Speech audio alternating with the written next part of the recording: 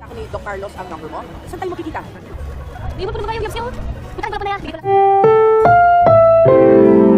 Ang programang ito ay rated SPG. Striktong patnubay at gabay ng magulang ang kailangan. Maaaring may masiselang tema, lengguwahe, karahasan, sexual, horror o droga na hindi angkop sa mga bata. Matagumpay nga na naipuslit ni Dr. Carlos Benitez ang nanay ng kanyang anak na si Moira Tanyag. Nag-disguise nga noon si Moira at nagpalit na nga ito ng kanyang wig upang hindi mahuli ng mga kapulisan. Samantala, habang hinahanap ni Moira sa Nagoya, Japan, ang lalaking magbabago ng kanyang identity sa tulong ni Dr. Carlos Benitez, ay in-enjoy naman ni Dr. Annalyn Santos at ni Lynette ang Japan. Umikot-ikot nga sila doon kasama si Dr. Lyndon Javier. Masayang-masaya naman si Lynette at kahit papaano ay nakalimutan niya ang kanyang anxiety. Pagdating nga sa Japan ay naging busy din si Dr. Annalyn, subalit hindi niya naman kinakalimutan na kasama niya si Lynette at nagkakaroon pa rin sila ng bonding.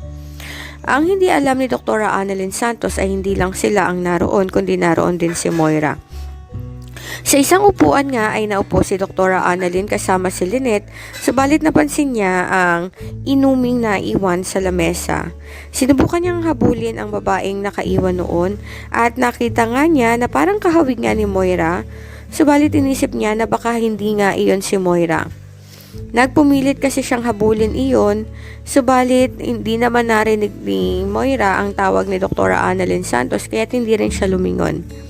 Subalit nang makalayo-layo na nga si Moira ay napansin niya nga si Annalyn at si Lynette. Tinanong niya tuloy ang kanyang sarili na bakit kahit sa Japan ay sinusundan siya ng mga ito.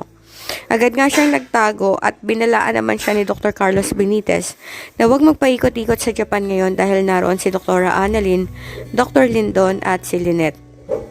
Ayon sa kanya, ay kailangan niya pa rin mag-ingat habang hindi pa nababago ang kanyang identity.